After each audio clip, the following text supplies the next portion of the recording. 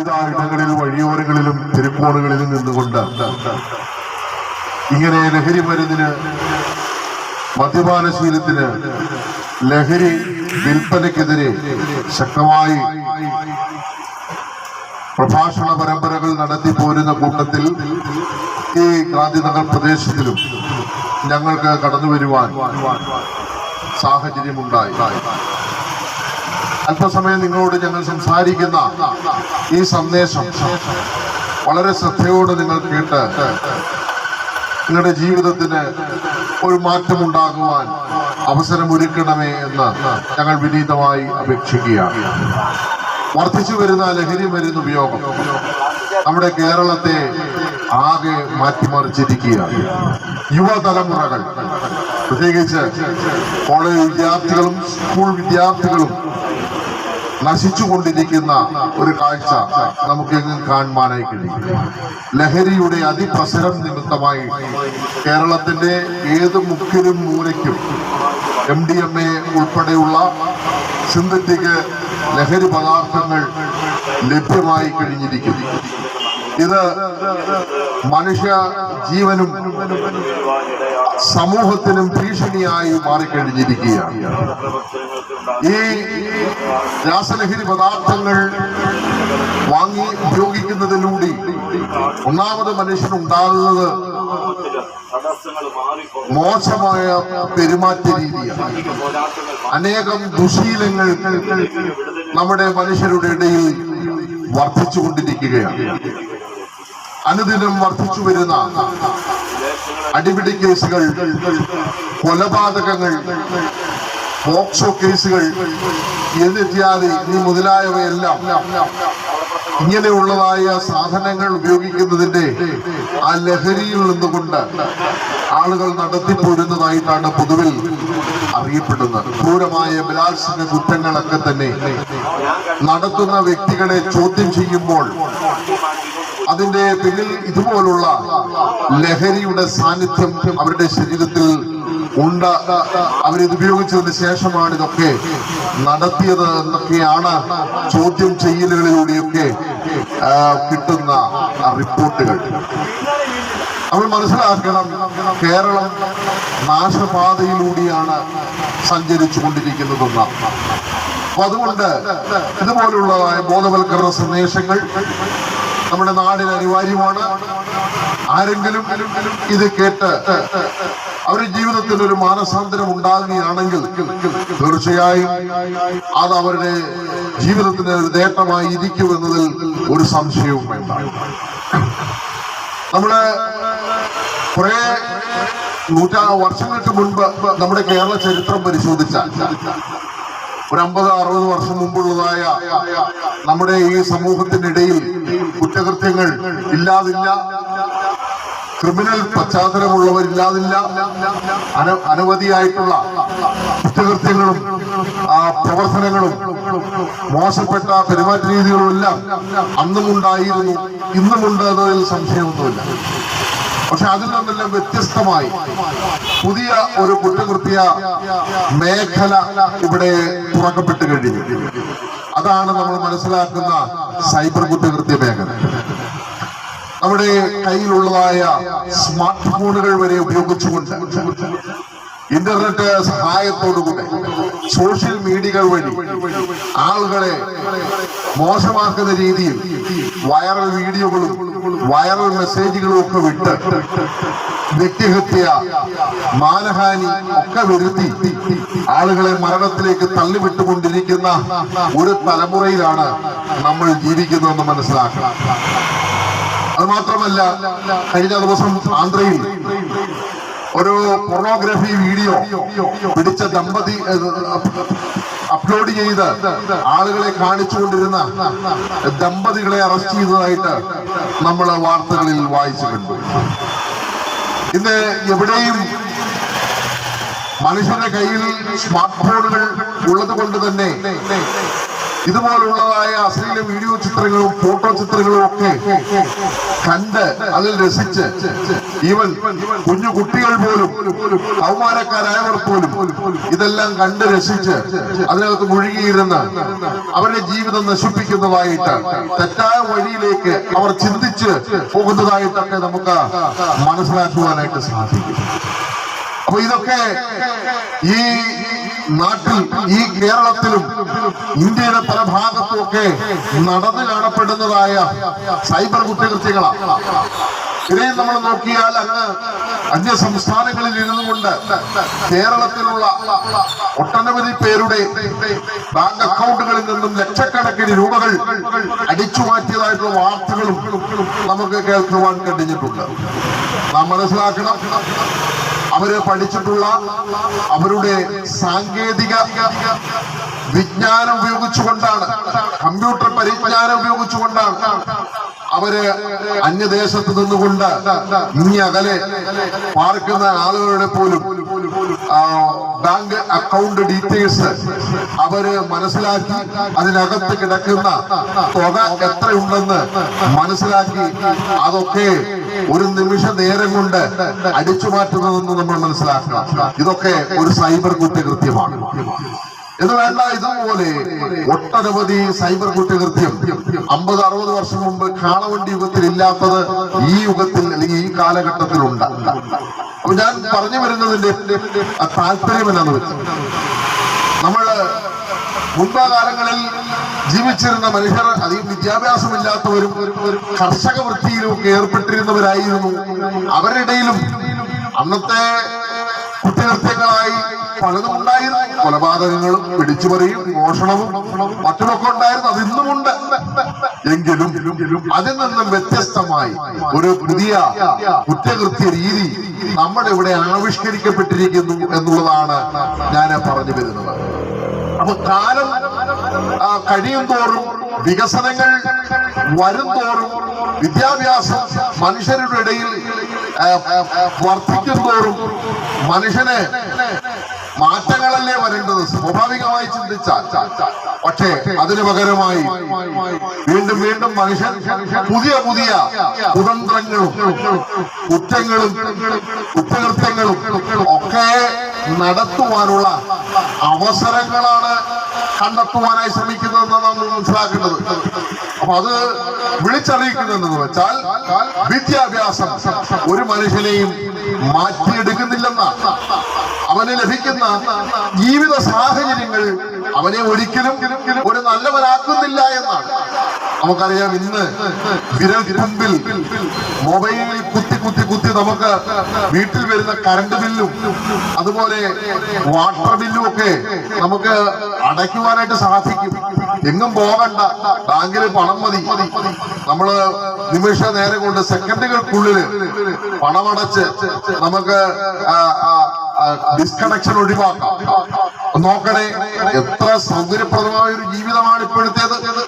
ഇവിടെ നിന്ന് അങ്ങകലെ പഠിക്കുന്ന നമ്മുടെ മക്കൾക്ക് പണം വേഗത്തിൽ ഒന്ന് അയച്ചു കൊടുക്കണമെന്നുണ്ടെങ്കിൽ മൊബൈലിലൊന്ന് കുത്തി ഫണ്ട് ട്രാൻസ്ഫർ ചെയ്ത് കഴിഞ്ഞാൽ ഉടനടി ഇത്രയധികം പൈസ അവർക്ക് നിമിഷ നേരം കൊണ്ട് എത്തിക്കാനായിട്ട് സാധിക്കും.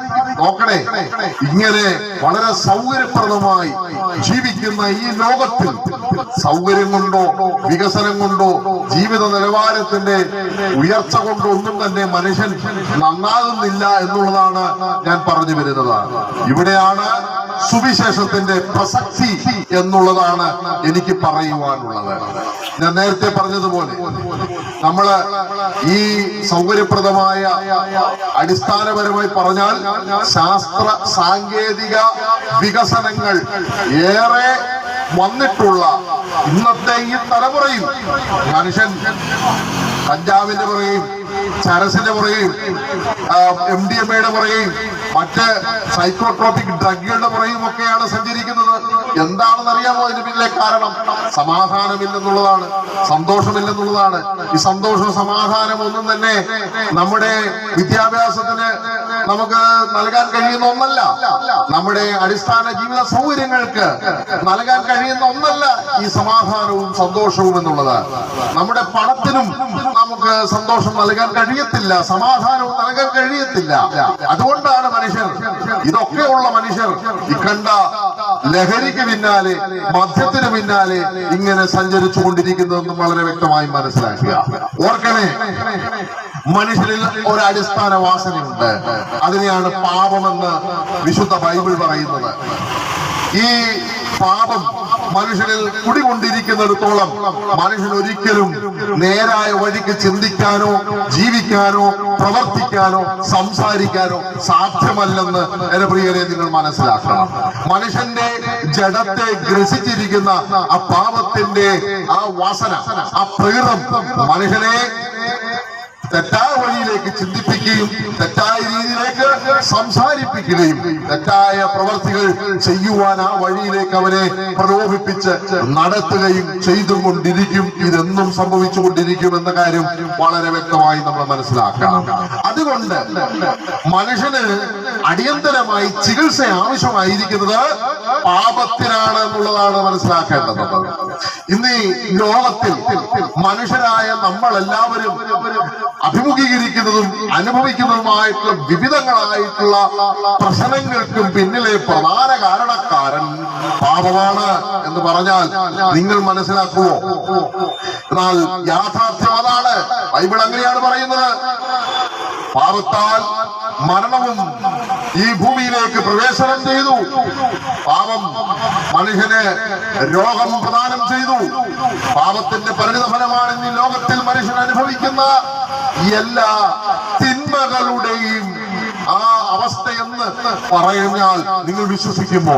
അതാണ് അതിന്റെ യാഥാർത്ഥ്യം. ഇന്ന് മനുഷ്യൻ അനുഭവിക്കുന്ന ജീവൽ പ്രശ്നങ്ങൾക്ക് ഒക്കെ പ്രധാന കാരണക്കാരൻ പാപമാണ്. ഇത് നമ്മളാരും വരുത്തി വെച്ച് അല്ലെങ്കിൽ ചെയ്ത് തുടങ്ങിയ ഒന്നായിട്ട് കാണരുത്.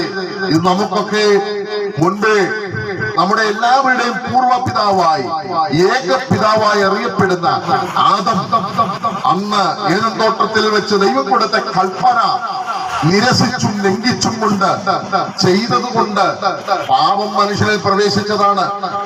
അന്ന് അനുസരണക്കേട് ചെയ്തില്ലായിരുന്നെങ്കിൽ പാപം മനുഷ്യനിൽ പ്രവേശിക്കുകയില്ലായിരുന്നു. എന്നാൽ അന്ന് ആ ദമ്പതികൾക്ക്, നമ്മുടെ പൂർവ്വപിതാക്കന്മാർക്ക് തെറ്റുപറ്റിപ്പോയി. അവർ ദൈവത്തിന്റെ കൽപ്പനയെ ലംഘിക്കുവാനിട വന്നു. അതിനോട് അനുസരണക്കേട് കാട്ടിയതോടെ അവർ പാപികളായി പാപം മനുഷ്യനിൽ പ്രവേശിപ്പാനായിട്ടിട വന്നു. പിന്നീട് ഇങ്ങോട്ട് അവരിൽ നിന്നും ഉളവായതായി ഇന്ന് ഈ ലോകത്തിൽ കാണപ്പെടുന്ന സകല മാനവരിലും ഈ പാപത്തിന്റെ പ്രകൃതം ജന്മന കൈമാറ്റം ചെയ്യപ്പെട്ടു പോന്നിട്ടുണ്ടെന്നുള്ളത് നമ്മൾ മറന്നു പോകരുത്. സങ്കീർത്തനത്തിൽ ഇങ്ങനെയാണ് പറഞ്ഞിരിക്കുന്നത്, പാപത്തിൽ എന്റെ അമ്മ എന്നെ ഗർഭം ധരിച്ചിരിക്കുന്നു എന്നും. ദാവീദ് എന്ന പ്രവാചകനാണ് ആ വചനം അവിടെ അങ്ങനെ രേഖപ്പെടുത്തിയിരിക്കുന്നത്. പാപം നമ്മിലുണ്ട്. അതിന്റെ തെളിവാണ് നമ്മുടെ ജീവിതത്തിന്റെ ഉള്ളിൽ വെളിപ്പെടുന്നതായിട്ടുള്ള തെറ്റായ പ്രവണതകൾ, ചിന്തകൾ, സ്വഭാവങ്ങൾ, സംസാര രീതികൾ എന്ന് നമുക്ക് തന്നെ മനസ്സിലാക്കുവാനായിട്ട് സാധിക്കും. നമ്മിൽ പാപമില്ലെന്ന് നാം നമ്മെ കുറിച്ച് പറയുന്നെങ്കിൽ സത്യം നമ്മിൽ ഇല്ലാതെയാവുകയാണ്. ഇവിടെ ഞാൻ ഈ പറഞ്ഞു വരുന്നത് കൊണ്ട് ഉദ്ദേശിക്കുന്നത് എന്തെന്ന് വെച്ചാൽ, ദൈവത്തിന് നമ്മെ ധരിപ്പിക്കുവാനുള്ള ഒരു കാര്യം ഇതാണ്: മനുഷ്യൻ പാപിയാണ് എന്നുള്ളത്. ആ ഒരു യാഥാർത്ഥ്യത്തെ അംഗീകരിച്ചുകൊണ്ട് ദൈവത്തോട് നമ്മൾ ഒരു ഏറ്റുപറച്ചിൽ നടത്തണമെന്ന് ദൈവം ആഗ്രഹിക്കുന്നു. ദൈവത്തോട് നമ്മൾ നമ്മുടെ പാപിയാണ് എന്ന് ഏറ്റുപറയുന്നതിനോളം ദൈവത്തിന് സന്തോഷകരമായ ഒരു കാര്യം വേറെയില്ല. അതുകൊണ്ട് പ്രിയരെ, സൃഷ്ടാവായ ദൈവത്തിന് നമ്മുടെ ആ ഏറ്റുപറച്ചില് വളരെയധികം ആവശ്യമാണ് എന്ന് ഞാൻ പറഞ്ഞു വരുന്നു. നമുക്ക് ഈ പാപത്തിൽ നിന്ന് മോചനം ഉണ്ടായെങ്കിൽ മാത്രമേ നമ്മുടെ അടിസ്ഥാനപരമായിട്ടുള്ള എല്ലാ വിഷയങ്ങളിൽ നിന്നും നമുക്ക് രക്ഷ നേടാനൊക്കത്തുള്ളൂ. ഒരു കാര്യം കൂടി ഞാൻ നിങ്ങളോട് പറയാം. നമ്മുടെ രാജ്യത്തിന് വളരെ മഹത്തരമായ ഒരു ഭരണഘടനയുണ്ട്. ഈ ഭരണഘടനയിൽ അധിഷ്ഠിതമായിട്ട് നിർമ്മിച്ചതായിട്ടുള്ള നിയമ സംഹിതകളുണ്ട്. ഈ നിയമ സംഹിതകൾ ഒരു വലിയ കൂട്ടം നിയമങ്ങളുടെ ഒരു ലിസ്റ്റാണ്. അതിൽ ഏത് തെറ്റും ഉൾപ്പെടുത്തിയിട്ടുണ്ട്. അത് കൊലപാതകം ചെയ്താൽ ഇന്നിന്റെ വിധത്തിലുള്ള ശിക്ഷ ആ വ്യക്തിക്കുണ്ട് എന്നുള്ളത് ആ നിലയിലും പറയുന്ന ഒരു നിയമസംഹിത നമുക്കുണ്ട്. പക്ഷെ ഈ നിയമങ്ങൾ ഇവിടെ ഉണ്ട് എന്നുള്ളത് കൊണ്ട് എന്താണ് യഥാർത്ഥത്തിൽ ഇവിടെ സംഭവിക്കുന്നത്? നമ്മുടെ ഇവിടുത്തെ കോടതിക്കും നിയമപാലകരായ പോലീസുകാർക്കും അഭിമാനിക്കാൻ കഴിയുന്ന ചില കാര്യങ്ങളുണ്ട്. അതിലൊന്നെന്ന് പറയുന്നത് 90% ആളുകളെങ്കിലും മര്യാദക്കാരായി അടങ്ങി ഒതുങ്ങിയൊക്കെ ജീവിക്കുവാൻ ഈ നിയമങ്ങൾ കാരണമാകുന്നുണ്ട് എന്ന് പ്രശംസയോടുകൂടെ അവർക്ക് ചിന്തിപ്പാൻ കഴിയും. ഒരു കാര്യം മനസ്സിലാക്കണം, നിയമത്തെ ഭയപ്പെടുന്ന മനുഷ്യർ ഈ രാജ്യത്തിലുണ്ട്. 90% പേരെങ്കിലും ഉണ്ട്. പക്ഷേ 10% പേരെങ്കിലും എന്ത് നിയമം, ഏത് നിയമം, അതൊക്കെ വല്ല കോർട്ടിലോട്ട് വലിച്ചെറി എന്ന് പറഞ്ഞുകൊണ്ട് എന്തുമേതും തന്നിഷ്ടപ്രകാരം പ്രവർത്തിക്കുന്നവരായി ജീവിക്കുന്നവരും ഈ കേരളത്തിലും ഇന്ത്യയിലും ഉണ്ട് എന്ന കാര്യം നമ്മൾ വ്യക്തമായി മനസ്സിലാക്കണം. നിയമത്തിനകത്തു നിന്നും പഴുതുകൾ കണ്ടെത്തി കുറ്റകൃത്യങ്ങൾ ചെയ്തിട്ട് രക്ഷപ്പെടുന്നവരും നമ്മുടെ ഈ രാജ്യത്തിലുണ്ടെന്ന് വളരെ വ്യക്തമായി മനസ്സിലാക്കണം. ഓർക്കണേ, ഈ നിയമം ഉള്ളത് കൊണ്ട് നിയമം നടപ്പിലാക്കി എന്നുള്ള ഒരു സംതൃപ്തി മാത്രമേ ഉണ്ടാകുന്നുള്ളൂ. നിയമം കൊണ്ട് ആരെയെങ്കിലും നീതിമാന്മാരാക്കിയെടുക്കാൻ സാധിച്ചിട്ടുണ്ടോ എന്നൊരു ചോദ്യം എനിക്ക് ചോദിക്കാനുണ്ട്. ഇവിടെയാണ് യേശുക്രിസ്തുവിന്റെ വചനത്തിന്റെ പ്രസക്തി നിങ്ങൾ മനസ്സിലാക്കേണ്ടത്. യേശുക്രിസ്തു പാപികളെ രക്ഷിപ്പാൻ ലോകത്തിൽ വന്നു എന്നുള്ളത് വിശ്വാസവും എല്ലാവരും അംഗീകരിപ്പാൻ യോഗ്യവുമായ വചനം തന്നെ. ദൈവത്തിന്റെ വചനം കൽപ്പനകളാണ്. ഈ കൽപ്പനകളൊക്കെ തന്നെ മനുഷ്യർക്കായിട്ട് ദൈവം നൽകി തന്നിരിക്കുന്നതിന്റെ പരമപ്രധാനമായ ഉദ്ദേശം എന്താണെന്ന് വെച്ചാൽ അത് നടപ്പിലാക്കി മനുഷ്യരെ കുറെ പേരെ ചില നന്മ പ്രവർത്തനങ്ങൾ നടത്തുന്നവരാക്കി മാറ്റുക എന്നുള്ള കേവലമായ ഒരു ഉദ്ദേശമല്ലെന്ന് വളരെ വ്യക്തമായി മനസ്സിലാക്കണം. പകരം മനുഷ്യനെ അടിസ്ഥാനപരമായി അവനെ ശുദ്ധീകരിച്ചെടുത്ത് അവന്റെ പാപപ്രകൃതത്തിന് അടിസ്ഥാനപരമായ ഒരു മാറ്റം വരുത്തി അവരെ നീതിമാനാക്കുക എന്ന ലക്ഷ്യമാണ് ദൈവത്തിനുള്ളതെന്നാണ് നമ്മൾ മനസ്സിലാക്കേണ്ടത്. അതിനാണ് നമുക്ക് പകരക്കാരനായി നമ്മുടെ പാപങ്ങളെ ചുമന്നുകൊണ്ട് യേശുക്രിസ്തു കാൽവരി ക്രൂശിൽ മരിപ്പാനായി തയ്യാറായത്. അതിനുവേണ്ടിയാണ് നാം ചെയ്തു കൂട്ടിയ സകല തെറ്റുകളും പാപപ്രവർത്തനങ്ങളും നിമിത്തം നമുക്ക് അർഹതയുള്ള ശിക്ഷ നമ്മളെ മേൽ ഏൽപ്പിക്കാൻ താല്പര്യപ്പെടാതെ ആ ശിക്ഷ കൂടെ തന്റെ ജഡത്തിന്മേൽ ഏറ്റുകൊണ്ട് കാൽവരി ക്രൂശിൽ മരിപ്പാനായിട്ട് സന്നദ്ധത കാണിച്ചതെന്ന് നമ്മൾ മനസ്സിലാക്കണം. അവിടെ നിന്ന് അറിയേണ്ട ഒരു കാര്യം, യേശുക്രിസ്തു ഒന്നാം കാൽവരി ക്രൂശിൽ ചൊരിഞ്ഞതായ തന്റെ പുണ്യാള രക്തം മനുഷ്യന്റെ പാപത്തെ മുഴുവനും കഴുകിക്കളഞ്ഞുകൊണ്ട് അവരെ ശുദ്ധീകരിച്ചെടുക്കുക എന്നുള്ള ലക്ഷ്യത്തോടു കൂടെയാണ് അത് ചെയ്തതെന്ന്.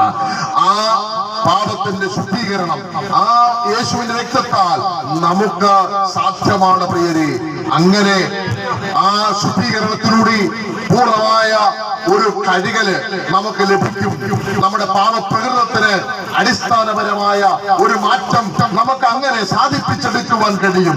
അങ്ങനെ നമ്മുടെ ആന്തരികമായ ആ ഒരു വലിയ മാറ്റത്തിലൂടെ നമുക്ക് ദൈവം നമുക്ക് നൽകുന്നതായിട്ടുള്ള അനുഗ്രഹീതമായിട്ടുള്ള ആത്മീക പദവികളിലേക്ക് നമുക്ക് കയറുവാൻ കഴിയും. അതിൽ ഒന്നാണ് ഞാൻ പറഞ്ഞ നീതിമാൻ എന്നുള്ള പദവി.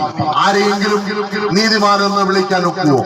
വളരെ വർഷങ്ങളോളം കുറ്റകൃത്യം ചെയ്ത് ജയിലിൽ പോയി കിടന്നിട്ട് അവിടെ വെച്ച് സുവിശേഷം കേട്ട് വിശ്വസിച്ച് യേശുവിന്റെ രക്തത്താൽ ശുദ്ധീകരണം പ്രാപിച്ച് പുറത്തേക്ക് വരുന്ന ഒരാളെ നമ്മൾ പറയും കുറ്റവാളി എന്ന്. പക്ഷേ ദൈവമോന് അവരെ കുറിച്ച് പറയുന്നത് ഇവൻ നീതീകരിക്കപ്പെട്ടിരിക്കുന്നു, ഇവൻ നീതിമാൻ എന്ന്. കാരണം എന്താണ്?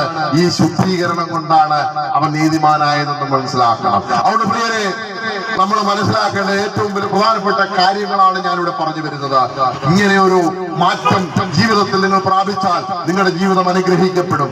ഇതില്ലാതെ ഈ ശുദ്ധീകരണവും ഈ നീതീകരണവും ഒന്നും പ്രാപിക്കാതെ നമ്മൾ ഈ ലോകത്തിൽ അത് ചെയ്തു, ഇത് ചെയ്തു, അവിടെ സംഭാവന ചെയ്തു, ഇവിടെ സംഭാവന ചെയ്തു, ഇന്നയാൾക്ക് ഭിക്ഷ കൊടുത്തു, ഇന്നയാൾക്ക് വീട് വെച്ചു കൊടുക്കാൻ പണം മുടക്കി, ഇന്നയാൾക്ക് ചികിത്സാ സഹായം ചെയ്യാൻ ഞാൻ പണം മുടക്കി എന്നൊക്കെ പറഞ്ഞ് കുറെ നീതി പ്രവർത്തികൾ ഞാൻ ചെയ്തു നടക്കുന്നു എന്നൊക്കെ പറഞ്ഞ് സ്വയം നമ്മൾ ആശ്വസിച്ചിട്ടോ അഹങ്കരിച്ചിട്ടോ ഒരു പ്രയോജനവുമില്ല.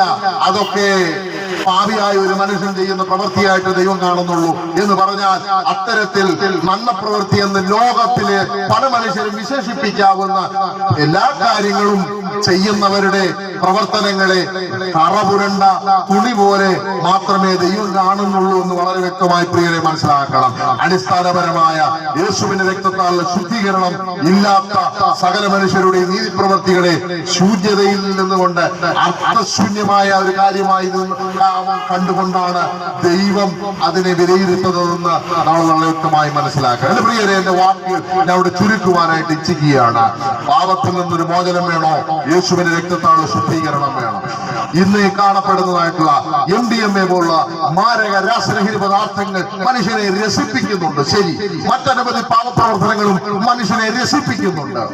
അപ്പോൾ അതെല്ലാം മനുഷ്യനെ രസിപ്പിക്കുന്നതിന് വേണ്ടിയുള്ള കാര്യങ്ങളായിട്ട് മനുഷ്യൻ മനസ്സിലാക്കുമ്പോൾ അതിന് മനുഷ്യൻ അടിമകളായി മാറുന്നു എന്നുള്ളത് അതിന്റെ മറുവശത്ത് സംഭവിച്ചുകൊണ്ടിരിക്കുകയും ചെയ്യുകയാണ്. ഓർക്കണേ, അങ്ങനെയുള്ളതായ തെറ്റുകുറ്റങ്ങളെല്ലാം തന്നെ ഒഴിവായി ഒരുവനൊരു നല്ല ഒരു മനുഷ്യനായി മാറണം എന്നുണ്ടെങ്കിൽ അവന് മറ്റെങ്ങും പോയിട്ട് കാര്യമില്ല. ഒരു ഡി അഡിക്ഷൻ സെന്ററിൽ പോയാലും അവൻ രക്ഷപ്പെടത്തില്ല. ഒരു തീർത്ഥാടന കേന്ദ്രം സന്ദർശിച്ചാലും അവൻ രക്ഷപ്പെടാൻ പോകുന്നില്ല. എങ്ങും പോയി നേർച്ച കാഴ്ച വഴിപാട് അർപ്പിച്ചെന്ന് പറഞ്ഞാലും രക്ഷപ്പെടാൻ പോകുന്നില്ല. ഒറ്റയിടത്ത് വന്നാൽ മതി. യേശുവിന്റെ കാൽവരി ക്രൂശിന്റെ ചുവട്ടിലേക്ക് വരിക. യേശുവിന്റെ രക്തം സകല പാപവും നോക്കി നമ്മെ ശുദ്ധീകരിപ്പാൻ മതിയായതാകുന്നു എന്ന് വളരെ വ്യക്തമായി പ്രിയരെ മനസ്സിലാക്കുക. ഞാൻ വാക്കുകൾ ചുരുക്കുന്നു. ഇനിയും കൂടുതൽ ഈ വിഷയങ്ങളെ കുറിച്ച് നിങ്ങൾക്ക് അറിയുവാൻ താല്പര്യമുണ്ടെങ്കിൽ നിശ്ചയമായിട്ടും ഞങ്ങളുടെ വിതരണം ചെയ്യുന്നതായിട്ടുള്ള ചെറിയ ലഘുലേഖയിൽ ഞാൻ ഫോൺ നമ്പർ അഡ്രസ് എല്ലാം ആലേഖനം ചെയ്യപ്പെട്ടിട്ടുണ്ട്. അതിലേക്ക് നിങ്ങൾ ദയവായി വിളിക്കൂ. കൂടുതൽ ആത്മീയ സത്യങ്ങൾ അറിയാൻ സാധിക്കും. മറ്റിതര പ്രാർത്ഥനാ വിഷയങ്ങൾ നിങ്ങൾക്കുണ്ടെങ്കിൽ എനിക്ക് ഈ സ്വഭാവത്തിൽ നിന്ന് മോചനം പ്രാപിക്കാൻ കഴിയുന്നില്ല, എന്നേക്ക് ഒരു മോചനം നേടണം, രക്ഷ നേടണം ആഗ്രഹമുണ്ട് എന്ന് ആഗ്രഹിക്കുന്നെങ്കിൽ എനിക്ക് വേണ്ടി പ്രാർത്ഥിക്കണമെന്ന് നിങ്ങൾക്ക് ഒരു അപേക്ഷയുമായി ഞങ്ങളെ സമീപിക്കാവുന്നതാണ്.